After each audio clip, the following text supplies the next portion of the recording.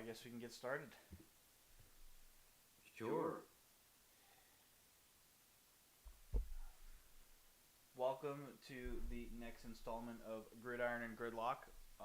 We've got a couple of main things to cover, notably the F1 news. Wearing my LANDO sweatshirt on purpose. Yes.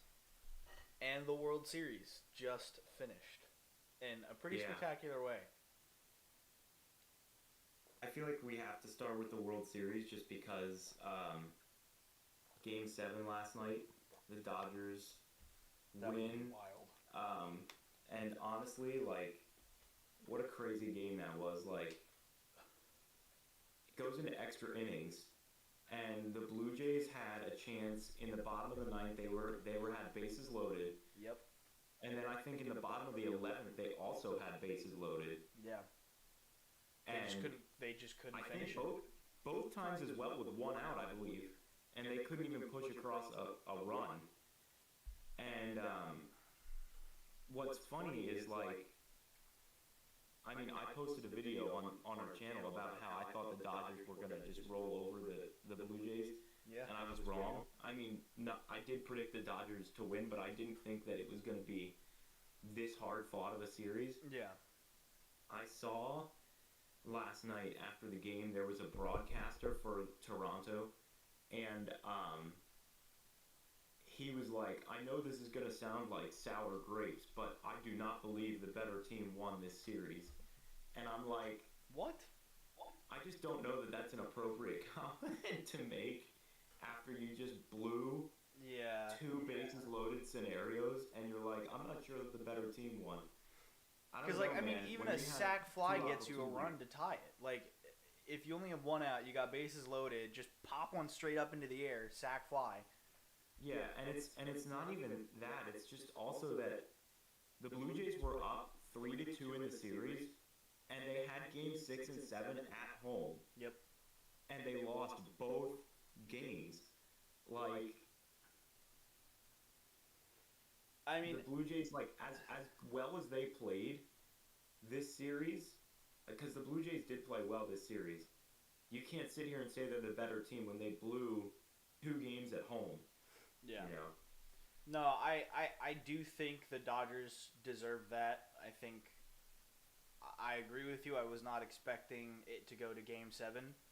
I was predicting the Dodgers to win. I did not expect to go to Game 7. I did not expect that the 7th game would go to, 11 innings? Yeah, that was a crazy...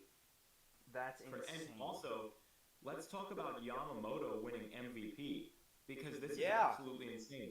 He pitches Game 6, starts the game, pitches Game 6, and then in Game 7 comes out in the... I forget what inning he came out in. I think it was the 9th inning. Comes out in the 9th or 10th inning and finishes Game 7. Yeah. Like, that's absolutely insane. And then he gets MVP, which is well-deserved, because he pitched in a total of, I believe, 3 games that series. And he was just like, you know, everyone expects Shohei to get MVP, but I mean, Yamamoto deserves it. Yamamoto deserves it, and honestly, I don't think Shohei did as well as his hype suggests. I'm not saying he's a bad player, and I'm not saying he doesn't deserve the hype, but I think if you're going to hype up a Dodgers team with Shohei this much, I think you do have to look at how he performed in the World Series. And honestly, there has to be a level of, like, yeah, he was good. He was really good. He should have been great, and I think he didn't hit that step of great. Well, and that's the thing. In the Brewers series, he was great. I mean, he was insane in the Brewers series. And I think he just cooled off a little. But there is something to say about the beginning of Game 7. He started Game 7, and he gave up that 3-run homer. And, like, the Blue Jays were just knocking him around. Yeah. And then he got pulled from the game. So, I mean, obviously that's not what you would like to see from Shohei. But, I mean, he won the NLCS MVP because, I mean, that Brewers series, he had that game where he hit 3 homers and he struck out like 10 guys on the mound, which is insane. Yeah. But yeah, I mean, it is a really tough loss for Blue Jays fans. Like, I feel for you, because this just takes me back to the Phillies series. takes me back to the Phillies series in 2023, when the Phillies lost 2 games back-to-back at home, Game 6 and 7 to Arizona. Yep. And, I thought the same thing. I was like, Phillies are the better team. But in that series, they were not. Yeah. And so that's why, what that Blue Jays commentator said, I was like, I don't know about that. Yeah. That's just... It was a tough-fought game. I just think there were too many mistakes that cost Toronto. I think they absolutely should have won that game. They just didn't hit the ball when they needed to. That was the problem. Oh, it's like being a Mets fan. I hate so being a Mets the fan. Dodgers, to close out the World Series talk, the Dodgers win back-to-back World Series for the first time since the Yankees did it in the year 2000. 2000, yep. It's been 25 years. Quarter of a century. Yeah. Oh, man. And of course it was the Dodgers. All right, now we need to start rooting for some other teams. Some other teams need to start getting better. I'm tired of the Dodgers. Yeah, I mean, I think everyone's tired of the Dodgers, but you can't deny how great they are. It's just like, but it is tough to hate on them because you have Shohei, who's actually like a really good guy, and Freddie Freeman's a really good guy, and Mookie Betts is like, they're all good. Like, yeah, it's not like they're guys with like big egos, and it's like, oh. Like, no, like, they're all actual, like, good people. Like, so this isn't like the sit here and Chiefs. root against them. This isn't like the Chiefs where Mahomes and Kelsey are like Rashee Rice, Pacheco. Like, they all have the biggest egos, and when they lose, they are the biggest crybabies of all time. That's true. You're right. The Dodgers are a group of good guys. But I think you have to look at the Patriots. Like, it's one of those things where, like, yeah, they were mostly good guys. Minus Gronk. I could never figure Gronk out. They're mostly good guys, but, like, you're also like, all right, we've had enough. Move on. Let somebody else have a chance. Yeah. So, yeah. So, World Series, wrap it up. It's done, and we go into the off season with some questions for the Phillies, lots of questions for your Mets. I am ready to get I mean, if the next MLB season started today, we both know who the favorites would be to win the World Series next year. It would be the Dodgers. I thought you were about to say the Phillies. I was about to be like, brother. No, and see, that's the thing. Like, the season will open next year with the Dodgers being favorites again. And that's why, I'm not going to get into this whole tangent now, but that's why, in my most recent video, I talked about how there needs to be some sort of a salary cap in the MLB. Or, if you don't want to have a salary cap, you have to at least have a salary floor where it's like, okay, every team must spend X amount of dollars on their roster. Yeah. Because the problem you run into is teams like the A's and the Rockies, they're not spending any money on their teams, so they're just trotting out like minor league teams basically, and they're not competitive pretty much any year. Now, the A's were better this year because they have a lot of like homegrown like rookie talent, but you want to see teams like that actually compete, and baseball would be so much more competitive if you had some sort of a salary thing. Yeah, for sure. I think something that I always go back to with the whole salary cap / salary floor thing, honestly, I think there should be both. I think there should be a set limit that you have to spend within, because that'll make it even more competitive, because it means, okay, yeah, every team can spend a minimum of this amount, so the crappy teams will actually get some decent players / decent, what's the word I'm looking for? Recruitment, stuff like that. However, that would leave teams like the Dodgers and the Yankees to be like, oh, okay, if we have to spend a minimum of this, we're just going to spend 3 times that. And then you add the salary cap to be like, all right, everybody is spending roughly within $1 million of each other or something like that. And then I look at the Mets when they picked up Soto. That was the biggest waste of money I've ever seen. That was a bigger waste of money than the Falcons picking up Kirk Cousins. That was such an overpay. I think that the past 2 years with my favorite baseball team and favorite football team have pissed me off in terms of picking players and paying for them. $180 million from the Falcons for Kirk Cousins for him to stink the bed. Another overpay. And then it's just dead cap space. Like, he's sitting on the bench now, not doing anything, waiting for a trade. We still have to pay him. And same with the Mets. Right. Juan Soto did not nearly do as well as he was hyped up to be. Didn't do nearly as well as he has in the past. And 2 things to go along with that. Number 1, no one's going to want to trade for Cousins because no one wants to pay him that amount of money. And 2, Pete Alonso wants out of New York now. So it's like because of the Mets like kind of unraveling here this season, now Pete Alonso wants out. And it's like, dude, you're going to lose out on all of you're going to be stuck with Juan Soto's contract, and that's about it. I mean, the Mets have a boatload of problems. Like, starting pitching is one of them. That's what I think they should have invested in. I think instead of buying another hitter when you already had an all-star offensive team, you invest in a better bullpen. Well, yeah, you had a deep playoff run last year without Soto. Yep. So why do you need to go out and make that move when clearly the reason you stumbled in the playoffs was pitching?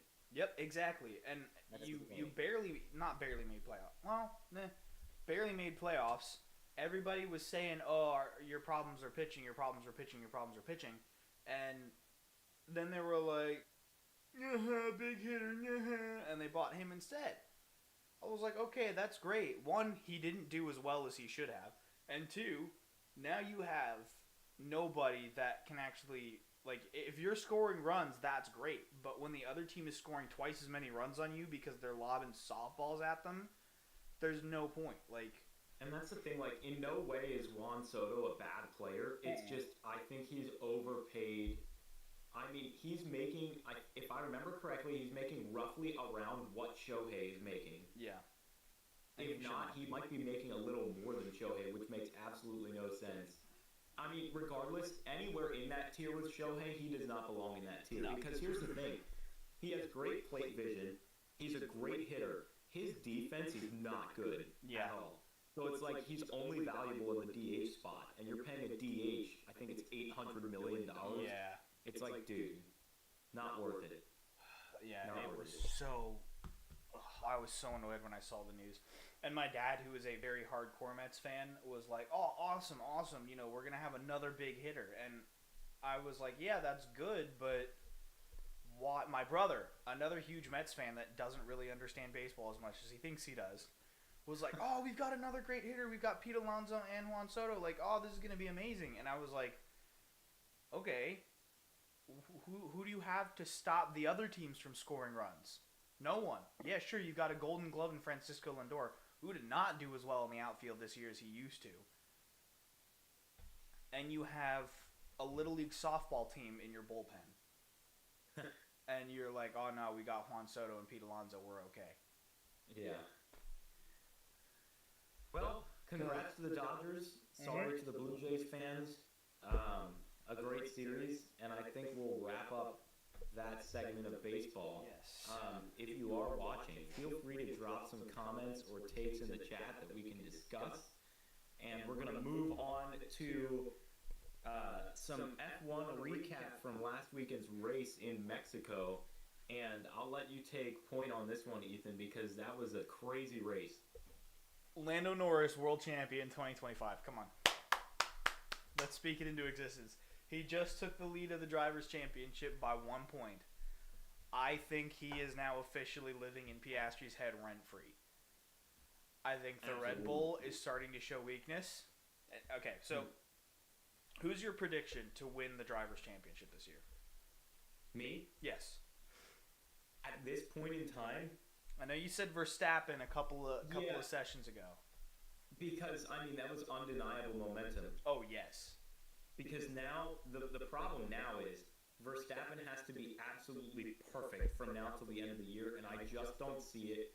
Piastri, I mean, he vanished. Yep. He's a ghost now. He decided to partake in Halloween this year. He's gone. Yep. So, Lando... I'm going with Lando. I think he's going to win it all, I think, at this point. It would take, like, a catastrophe or Piastri whining so much that McLaren has to, like, adjust to cater him. Yeah. But I don't see it. I mean, talk to me next week after Brazil. If Verstappen comes out of there with 33 points, then I might have a different take. But as of right now, definitely Lando's the favorite for sure. I think Brazil will be very telling because it's supposed to be rainy all weekend long. That is practice, sprint qualifying, sprint race, Grand Prix qualifying, Grand Prix. All 5 sessions are supposed to be wet. Lando has won a wet race this year in Australia round 1 of the season, but that was when he was at top form. And while I think he's back at top form, 30-second victory in Mexico, I think would imply that he is back for the most part. However, Max Verstappen last year on the wet race, Lando Norris qualified first, and then Lance Stroll driving in the gravel red flagged the qualifying session, and Verstappen qualified 17th. And when I saw that, I was jumping up and down because at that point, the Drivers' Championship, it was still mathematically possible for Lando to win. And I was jumping up and down. And then some very bad pit strategy from McLaren and a masterclass from Verstappen in the rain in Brazil, Verstappen won. So I think this will be very telling on the level of Mexico showed a lot of that Red Bull's weaknesses. And I think that Red Bull is weaker this year than it was last year. So I'm very curious to see if Verstappen can pull something like that off, / if he qualifies better, does that make it easier for him? I think there's a lot of points up for grabs this weekend, and you're right. If Verstappen comes away with the maximum, 33 points, and I think even if Norris comes out with the second most, 25 points, so second in the sprint, second in the race. Yeah. I think he'll still be leading the Drivers' Championship, and he'll have pulled away from Piastri more. I would still have to say then I believe the momentum, while with Norris, I think there's more of a momentum shift with Verstappen. I'm going to go with Norris as a cautious optimist for 3 things. 1, he seems to be back at top form. He had a 30-plus second win in Mexico, which is not one of his stronger tracks, but he was dominant all weekend. 2, the Red Bull is showing its weaknesses, and there are way more weaknesses this year than last year. 3, Oscar Piastri, where did he go? What happened? Also, the wet race in Australia, he did not do well. Like, I think I can say he's not great in the wet. So, I'm looking at those 3 things, and I'm thinking, all right, weak Red Bull, the one right behind you in the drivers is not the best in the wet. I think Lando wins this race. And I think if he wins even just the Grand Prix, I think that will be very telling to what the last 3 races of the season are going to look like.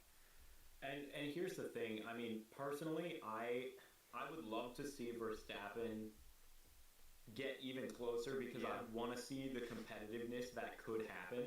Yep.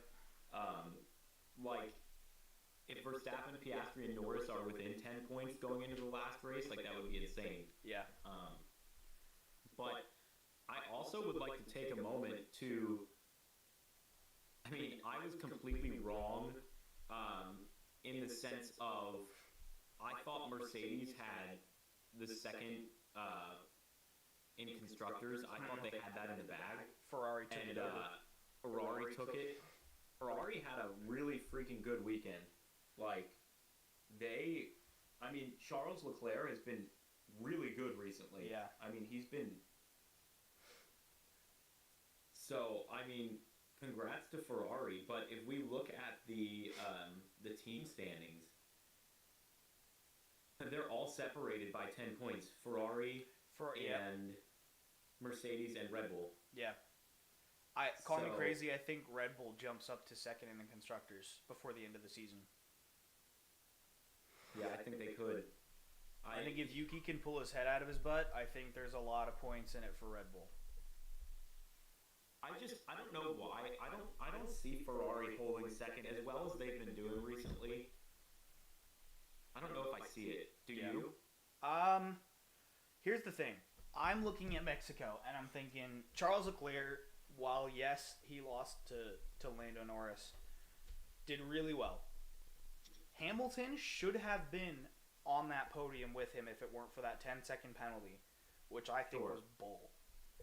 And as somebody who was rooting for Oscar to come in worse than 5th, I really wanted Hamilton to be ahead of him. And that Ferrari and Hamilton was able to hold up Piastri for, I think it was a lap before one of the two of them pit, and I don't remember exactly what happened. But both Ferrari drivers, I would say, are better than... Well, okay. Leclerc is better than both Mercedes drivers. Hamilton, I would say, at this point in time, is better than Antonelli. And I think that Ferrari is now showing its strengths. They've been slowly getting better and better and better, and so I do think Ferrari will stay ahead of Mercedes. I think the wild card here is Red Bull Racing. I think with Verstappen's surge in form, because at one point I was like, there's no way they're going to even come close to second place in the Constructors, and then they jumped up like 70 points in the span of 3 weeks. So I actually think that it will be Red Bull that takes second, Ferrari third, Mercedes fourth. But we just look at who's sitting in 5th right now? Yeah. They got, 82 points in something like, I think it was 3 or 4 years or something like that, and they're at 111 before this season's even done. Yeah, I mean, Sainz has a big part in that. Oh, yeah. I think they have the strongest driver lineup that they have ever had. Yeah. Very true. And, I mean, it's any of those three in second, third, or fourth, I could see any of them taking second. For some reason, I don't see Ferrari doing it. I still think Mercedes can do it. Yeah. Just because I will say, out of those 3 constructors, I do think Mercedes has the most consistent drivers at this moment. Mm-hmm. Russell and Antonelli, I mean, recently, it's basically a lock for both of them to get P6 or better, or P7 or better at this point. So it's like, if they're maintaining that consistency and Ferrari has a bad weekend or Tsunoda has a bad weekend, I just think is it crazy for me to say that I trust Russell and Antonelli over Hamilton and Leclerc? Is that a weird statement? I would say if you switched it to I trust Russell and Antonelli more than I trust Ferrari, I would say that's not a weird sentence. But because it's the drivers, I have to go with a little weird. Okay, well, I can switch it to Ferrari. I'm fine with that. There you go. That I would agree with. I feel like I don't trust Ferrari as much as I trust the other 2 drivers. So, yeah, I mean, Lando Norris is literally and figuratively in the driver's seat to win drivers. I think it's going to happen. Yeah. I don't see a world now where Verstappen wins it all. Even though I'd like to see a world where he comes back, because that would be a crazy comeback. Yeah. Well, do me a favor. Could you go to the driver standings real quick? Yes, I can. I want to look at this on the level of what I think is going to happen, and I'm just looking at... Well, okay, first, two things I'd like to comment on while we're on this. Number one, George Russell is still technically in driver's contention. Here's the thing. He would have to win both sprint races in Brazil and Qatar and all 4 Grand Prix. No, I saw it on Instagram. Oh, okay. All 4 Grand Prix, Brazil, Vegas, Qatar, Abu Dhabi. Okay? He would have to win every single one. Like, he has to. So if he doesn't win I think if he doesn't win the sprint race, he's still technically in, but if he doesn't win in Brazil, he's out. He's all but out. Yeah, and then Lando can't score more than, I think it was 13 points, and Oscar can't score more than 14 points, and Verstappen can't score more than like 30 or 40 points or something like that. So that's the only way Russell stays in. So I can confidently say in my locked in prediction for this week, Russell will be out of driver's contention after the Brazil Grand Prix. I would agree with that.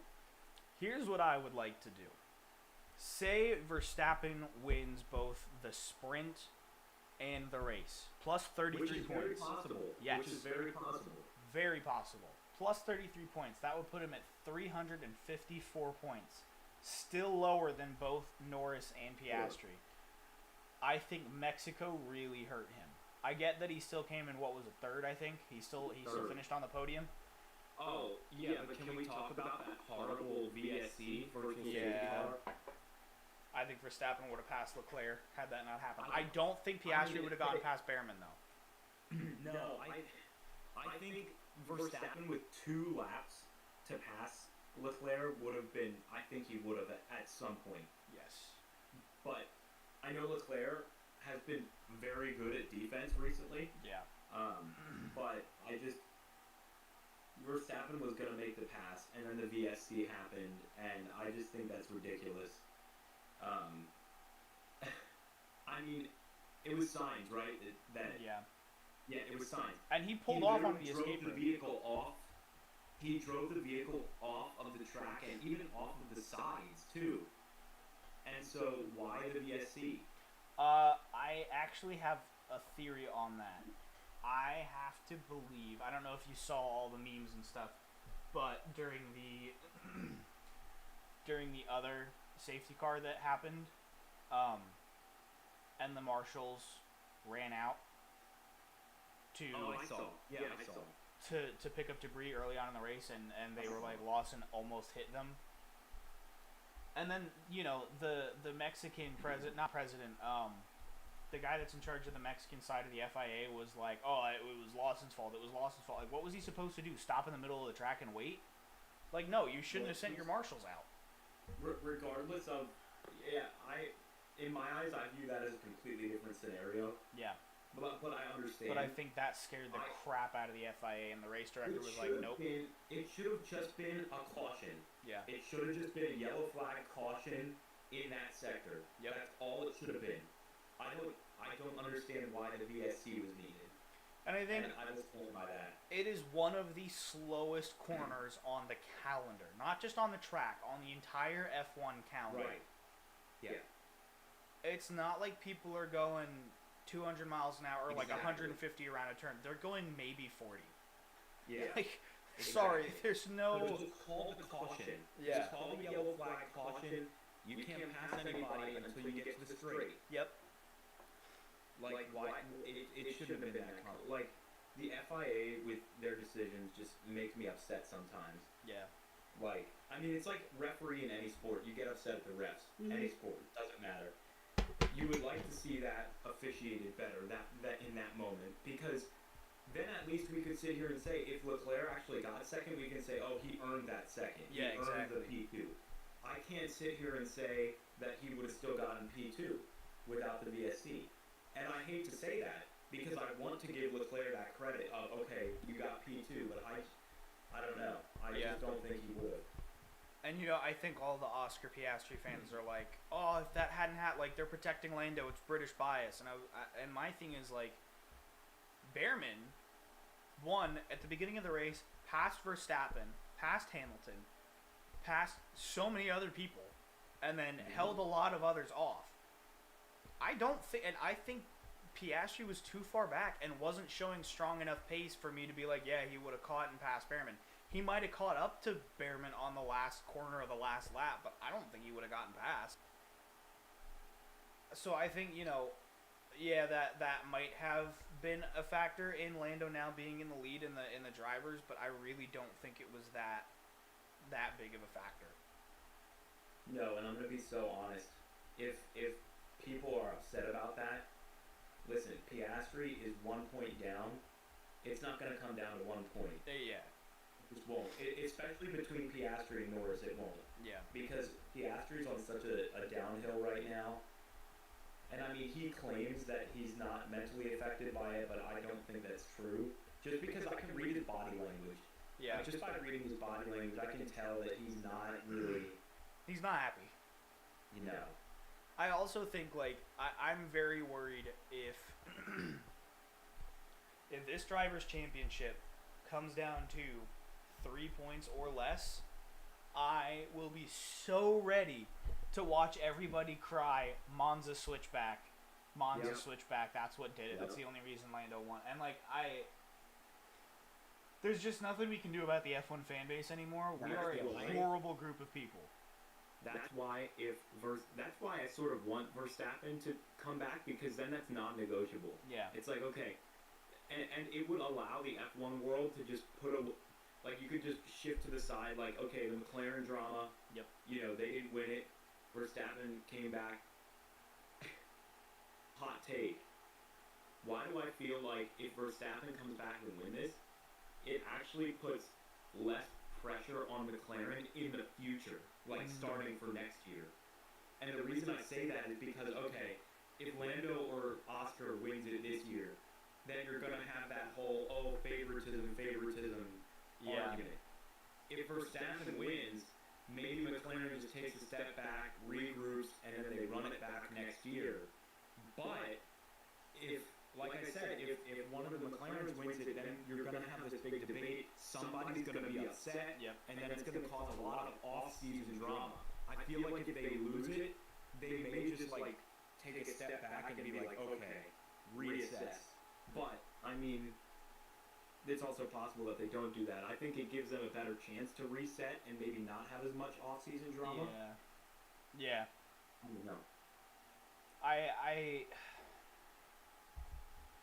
do worry because no matter how many points Lando, if he wins out the rest of the season and destroys everybody, there's still going to be, the only reason he did is because McLaren favored him. It doesn't matter if he scores all 116 points that are a maximum available from now until the end of the season and wins by 20 to 50 points. It does not matter. Everyone is going to be like, McLaren favoritism, FIA has British bias. Shut the heck up. That's not, they have such double standards for Norris, but for everybody else it's fine. Oh, I know. When Verstappen gets aggressive and makes moves he probably shouldn't, or says things he probably shouldn't, everyone's like, champions mentality. And when Lando does it, they're like, what a cocky British jerk. And it's like, what? When George Russell starts whining about, this isn't fair, this happened, this isn't fair. Everybody is like, yeah, fight for your place, fight for your beliefs, fight for your opinions. When Lando does it, everybody's like, man, what a whiny crybaby, man. Why double standard? He can't say anything in the public eye without getting criticized. McLaren is not helping him. They are so screwing it up, to the point where their drivers are taking the heat for your it. Your favorite man in charge in McLaren he's your favorite man, right? No. I wish Andrea Stella just took over completely. I want Zach Brown out of there. He is creating such to have the balls to blame Hülkenberg for the sprint crash. And not only that, why is he taking an interview mid-race? This was during Texas. Yeah. He takes the interview mid-race, and he's like, he's giving away strategy, number one, and he's talking about, the whole, Piastri Norris thing, and it's like, dude, you're in the middle of a race, why are we talking about this right now? I just don't understand. Either he craves attention, or he has no media training, or I don't know what it is. He definitely has media training if he's going to continue in that role.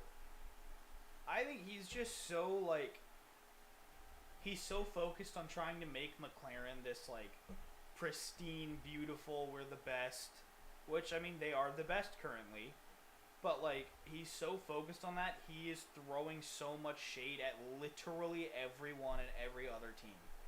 Mm-hmm. And it is hurting McLaren way more than he realizes.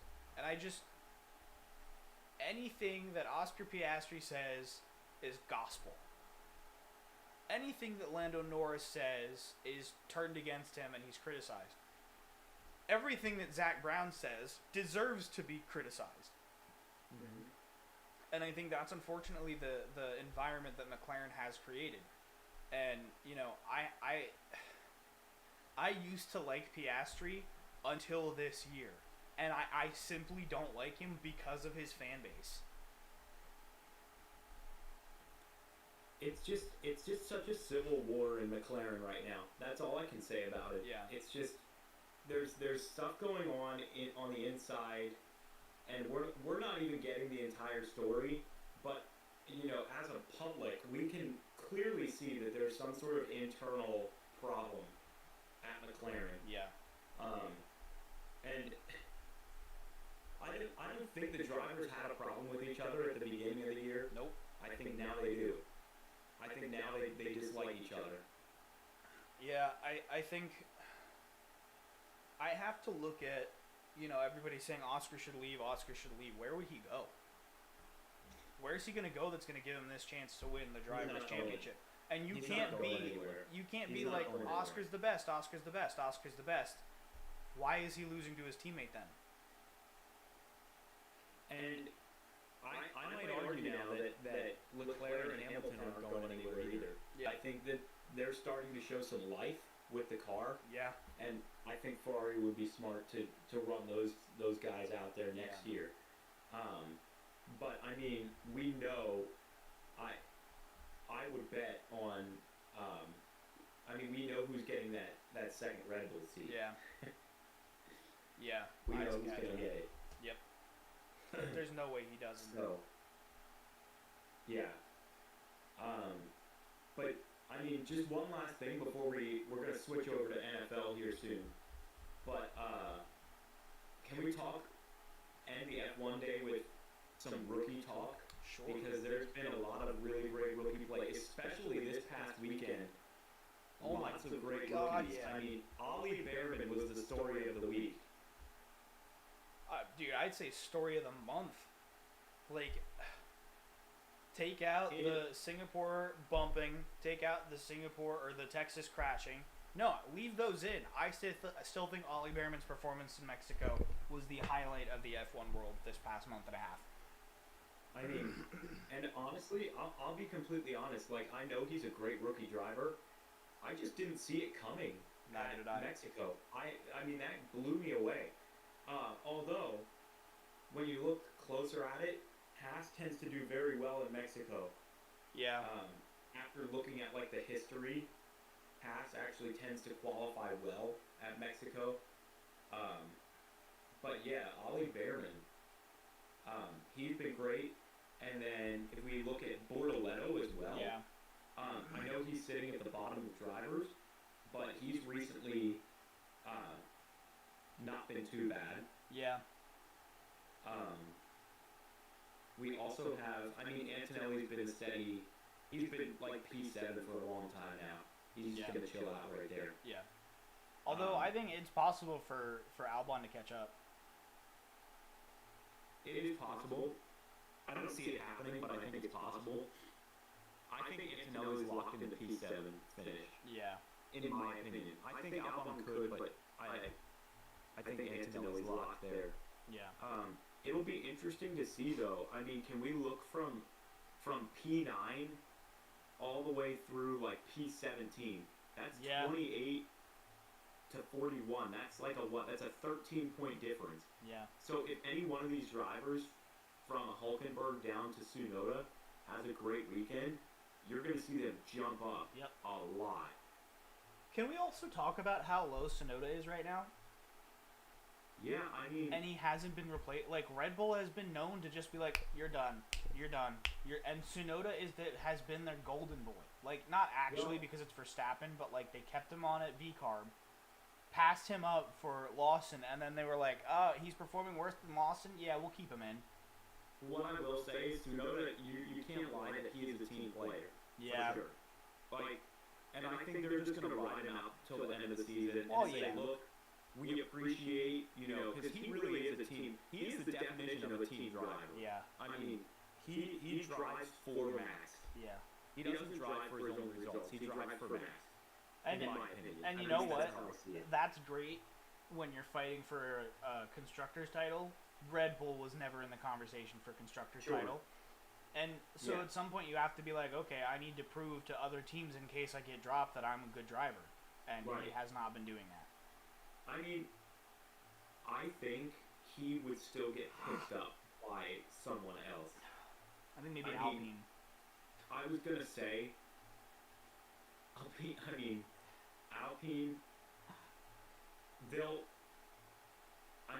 Tsunoda could switch to Alpine next year. I could absolutely see that happening. Yeah. I would almost be willing to lock that in because they're not keeping Colapinto. No, and on the Colapinto and Doohan thing, Doohan had 4 races to score points at the beginning of the year. Colapinto has had, what, 15, 16 since then? And he hasn't scored any points. And Alpine, Flavio Briatore, needs to retire from life. That man is such an a-hole and such an idiot. Like, yeah, he gets what he wants because of his FU attitude. All right, that FU attitude is the reason you have 20 points, and both of your rookies have done nothing. I don't know. I don't like him. I can see, and especially because Alpine is like the only constructor right now that has nobody under contract for next season. Tsunoda's gonna get dropped by Red Bull.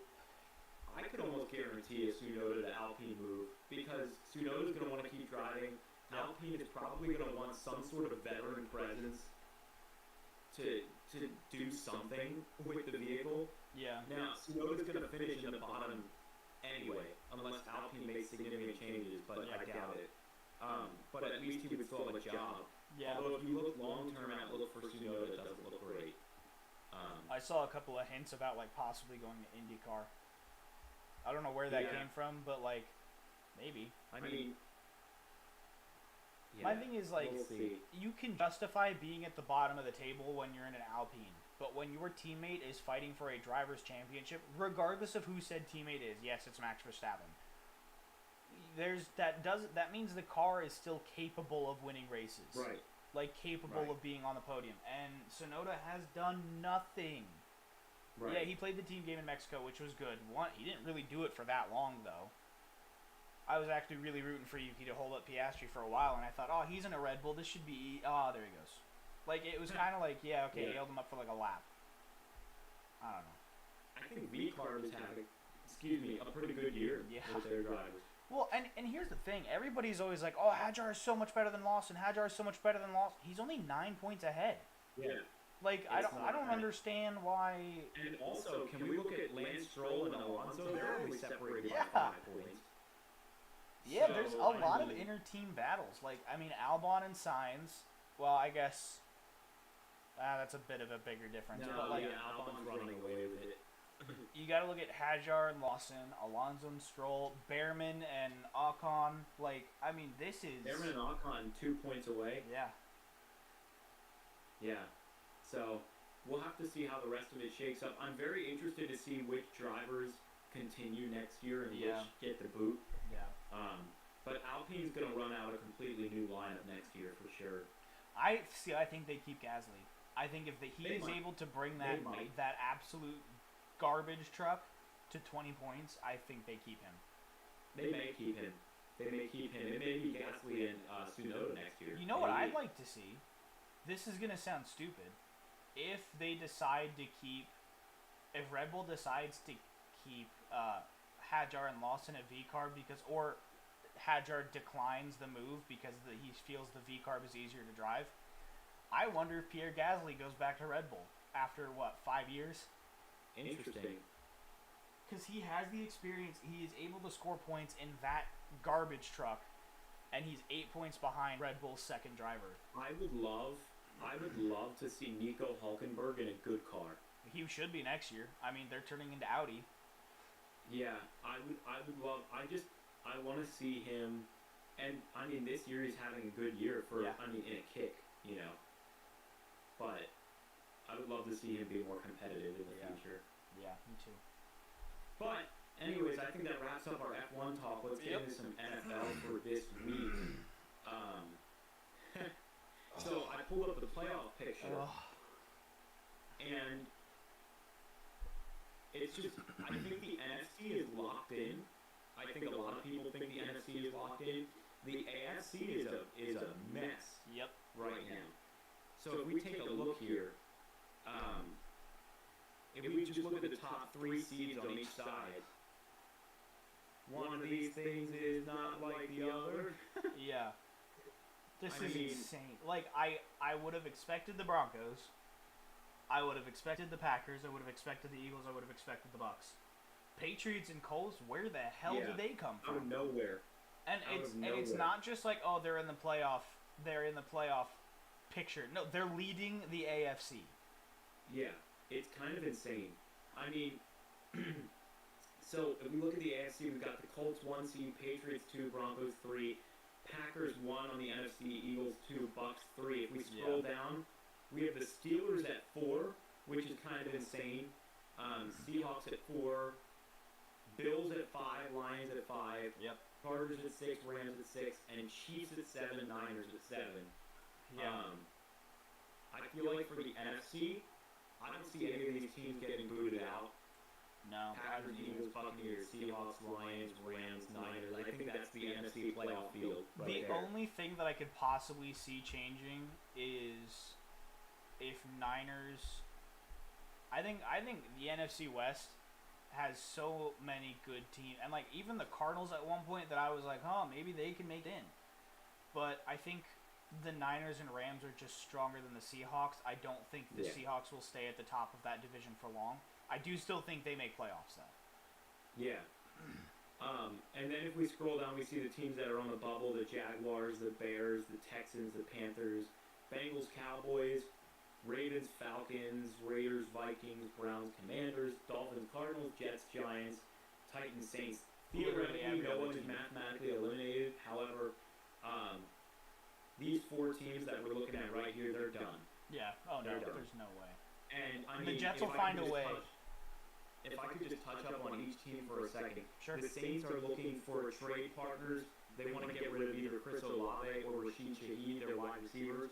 And they're actually, they're not starting Spencer Rattler anymore. Oh. They're moving to their rookie quarterback this week. And so they're done for the year. The Saints are in a complete rebuild. Yeah. Complete rebuild. The Titans fired their head coach earlier this year. They're going to have a new coach next year. Cam Ward's going to get better next year. Yep. They just don't have the roster. They're looking to trade everybody. Yeah. I think I'm going to make a strong argument for the Giants. I'm going to make a strong argument.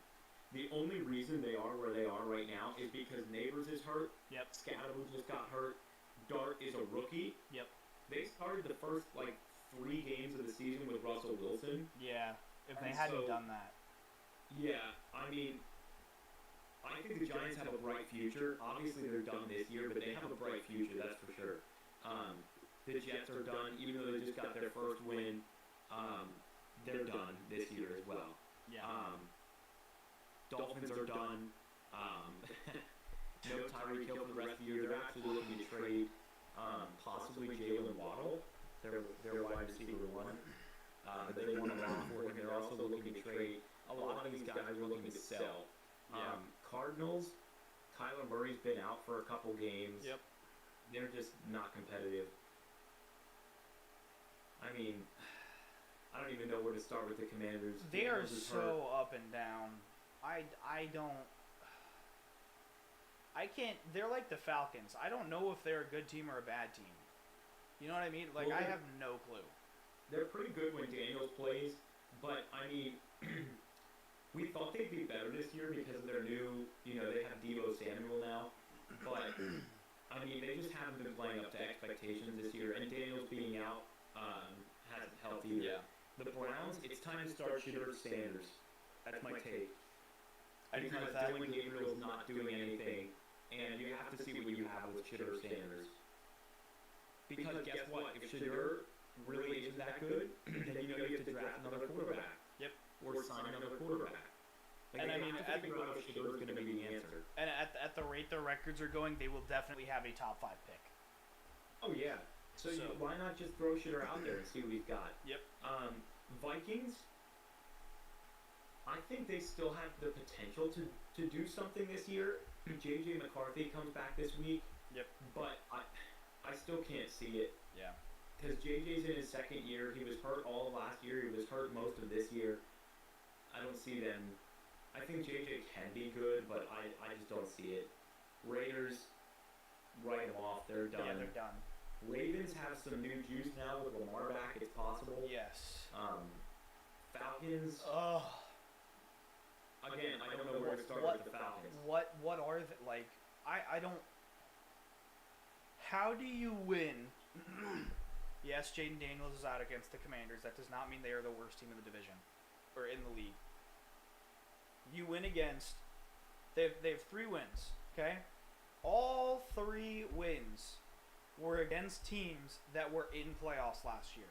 One of them was the freaking Bills, with a dominant defensive. The Panthers, by the way. Yes.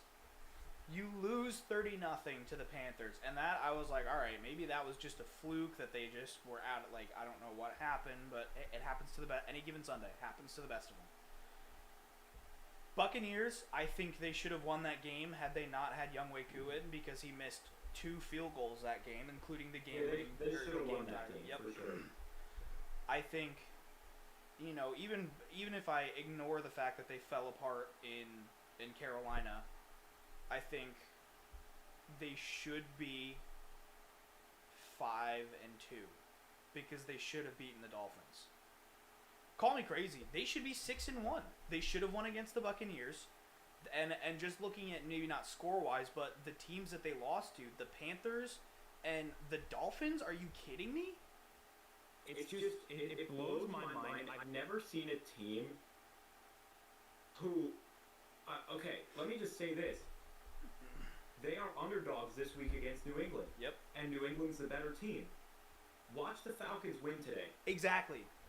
And which would make no sense whatsoever, but watch them win today.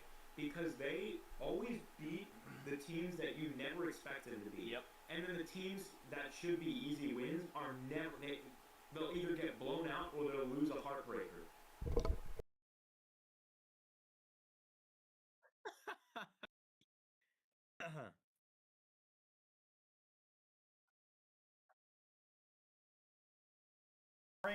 Decisions about players that should have been in or not have been in. I can see them losing to the Buccaneers.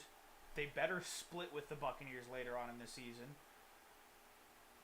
I can see them losing to the injury-devastated 49ers only because that team has been able to pull wins out of their butt all season with none of their players.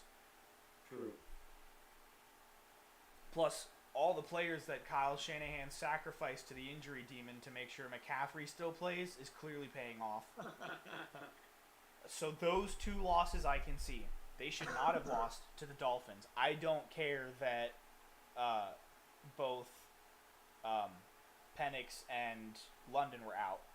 They have a strong enough defense that the Dolphins should not have scored 34 points. They should have beaten the Panthers. Their entire roster was healthy. Now, granted, the Panthers are looking stronger than we thought. I still think the Falcons should have won that. Yeah. And so, like, all things considered, if you look at it on the level of they beat the Bills, they beat the Commanders, okay, they should have beaten the Buccaneers, they should have beaten the Dolphins, they should have beaten the Panthers, and you know what? I'll take it one step further. They should have beaten the injury-prone 49ers.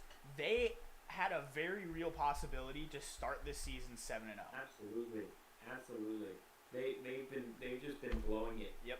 Which is why, in some sort of crazy world, I could see them sneaking into the 7th seed. I wanna look at their schedule real quick. You go ahead and do that.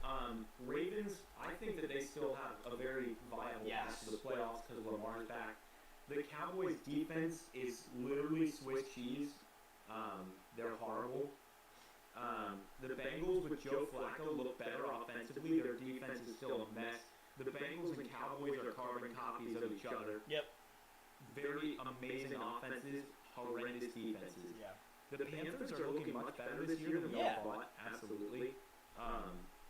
Last week against the Bills was tough, but the Bills coming off 2 losses, we knew they were going to beat the Panthers.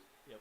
The Texans, they've had some issues this year, but the fact that they're sitting at 3-4, even with all their issues that they've been having, that's good for them. I still think that they could slip into the playoffs. The Jaguars started the season, I think it was 4-1. Yeah. And we all knew that was fake. That was not a real, yeah. That was not real. However, and they so should the Jaguars beat will continue slipping. Heck, I don't even know if they beat the Raiders this week. We'll talk about that game momentarily.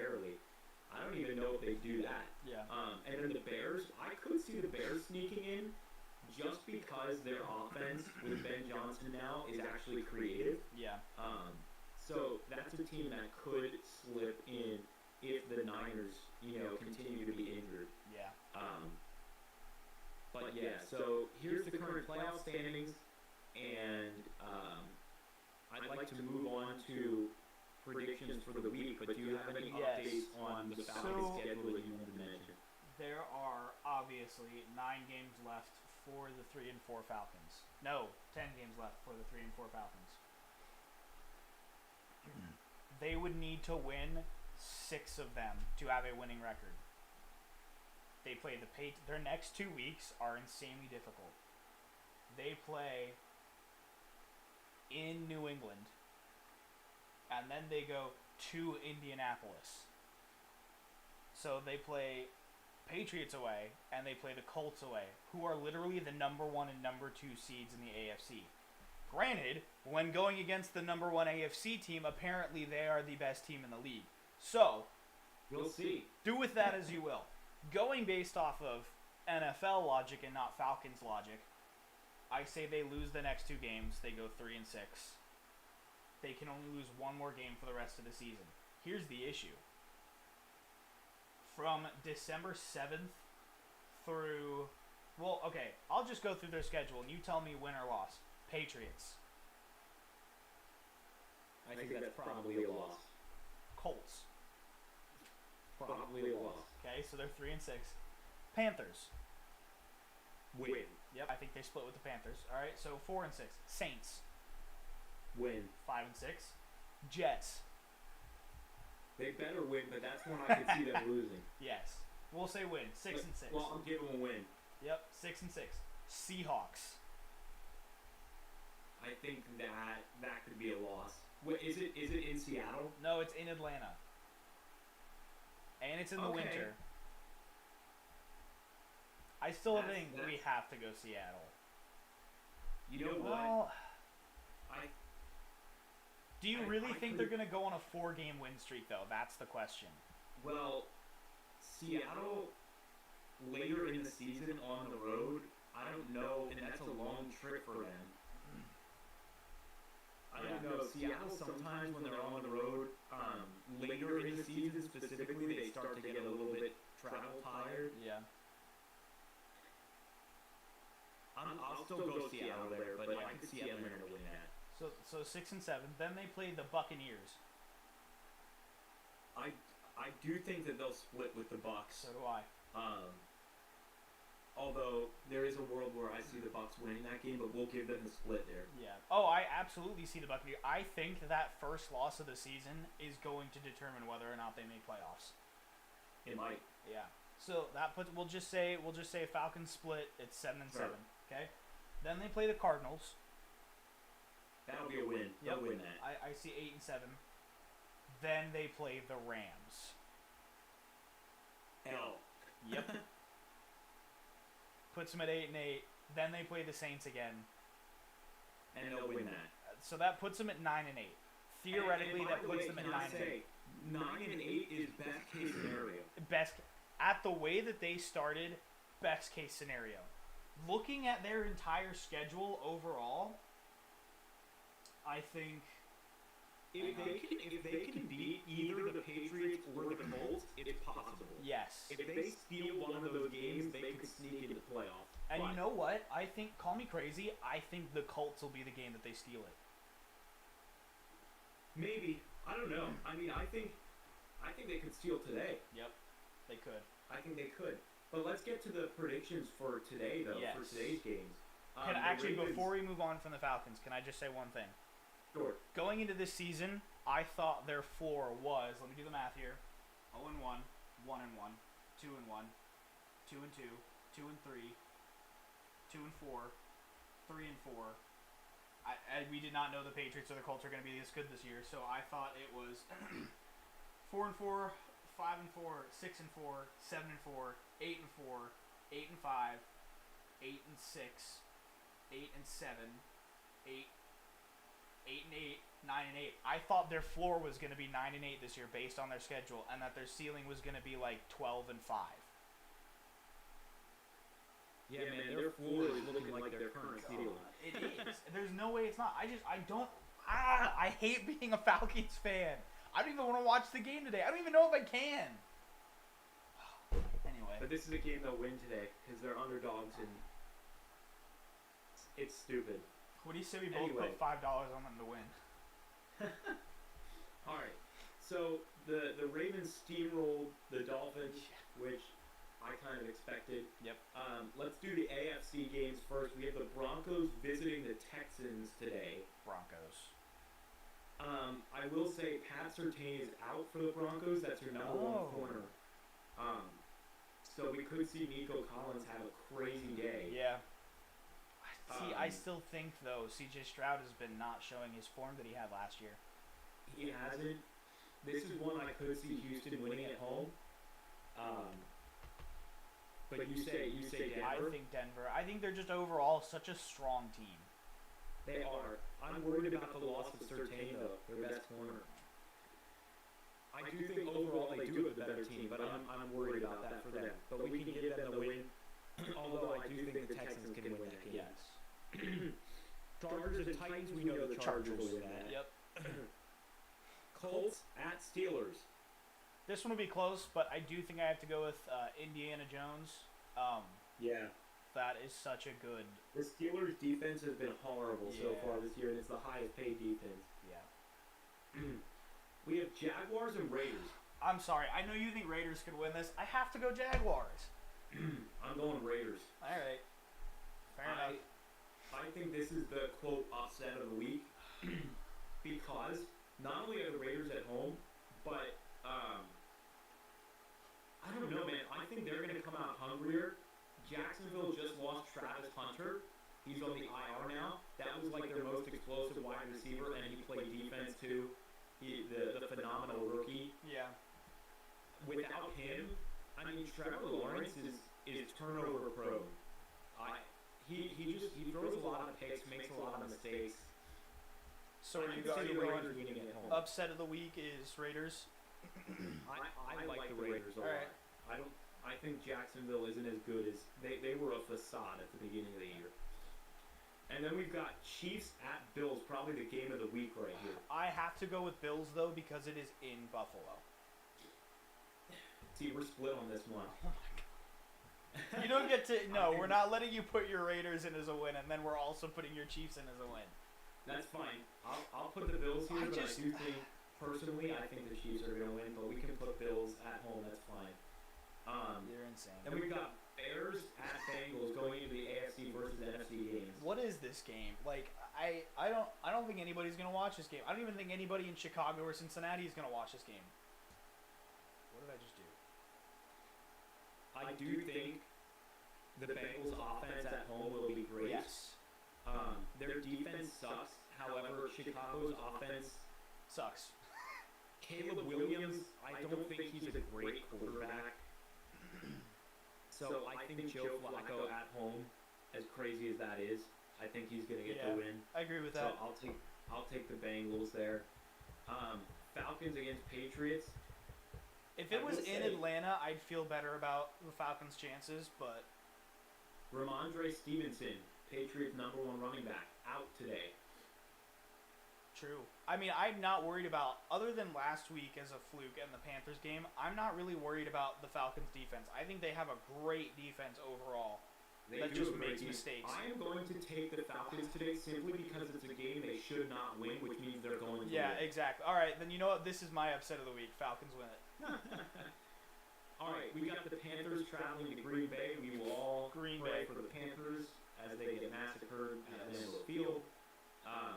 Vikings at Lions. Lions at home off a bye week. They're going to be strong. This is the bounce back that they're going to need. They'll get the win there.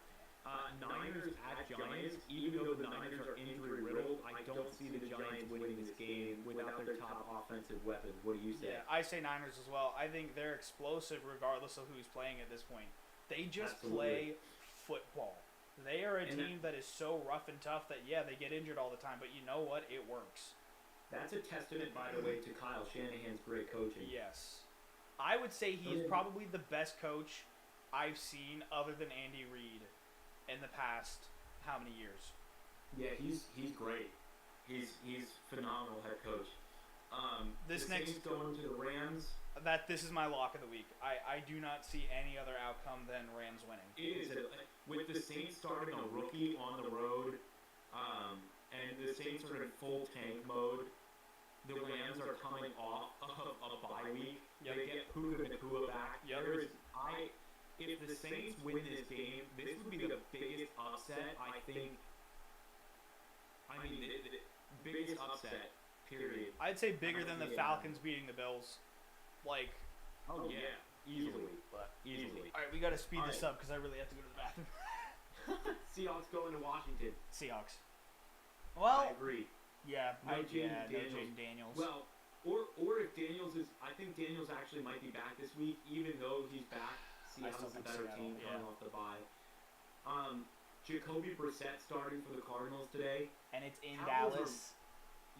Cowboys are very good at home, so I'll give them the win. I don't know what you say. No, I would agree with Dallas because it's Jacoby Brissett. I think if Kyler Murray were in, I still think it would be close, but Dallas would sneak it out. Dallas at home tends to be very good, regardless of how garbage their defense is. Yeah. So here's where we're at. All 7 of the NFC teams with 6 wins after this week. Which I could see that. I could see that happening. I could too. So these are NFL predictions for the week. Yep. I will say I do think Chiefs are going to win. Just throwing that out there. Yeah. I mean, that's fine. And look, you know what? You gave my Falcons a win. If you want to give your Chiefs a win, go ahead. I mean, I'm just making it known to I everybody think that's a 50-50. I think that's one of those things where, like, it could go either way. I just have more faith in the Bills, and I think Josh Allen needs to have his, I'm still a good player, we still have a good team. I will say, the Bills do need to win this game. Yes. Because if they don't, nobody's going to trust them. No. Because if they can't win this at home in the regular season, what does that say about them in the postseason, where they've had no success in the past couple of years? Yeah. So, I think that just about wraps it up then. It does indeed. We talked about the World Series. We talked about new F1 standings and possible predictions. We predicted the rest of this Sunday and Monday for NFL, and I'm about to poop myself, and I'm not kidding. So, we'll see everybody next week at 10 a.m. Next Sunday, 10 a.m. Eastern Time. Please like and subscribe. Goodbye. Goodbye.